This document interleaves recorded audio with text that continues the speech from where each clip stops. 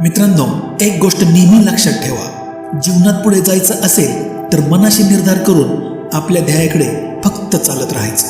लोक काय म्हणतात तर म्हणू दे, कोण हसतंय तर हसू देत, शंका पण घेतंय तर घेऊ देत, हे सगळं ऐकायचं नाही तर पूर्ण दुर्लक्ष करायचं. कारण स्वप्न तुझं आहे, रस्ता पण तुझाच आहे आणि वेग तो तर तुलाच ठरवायचा आहे. थकलास थांबायचं नाही, हळू चाल पण तू फक्त चालत राहा. आज रिझल्ट दिसत नाही म्हणून तू चुकीच्या वाटेवर आहेस असंही नाही. लक्षात ठेव, काही विजय आवाज न करता तयार होत असतात. जवळची माणसं सोडून जातील, मोटिवेशन कमी होईल, आतला आवाज कधी कधी शांत होईल.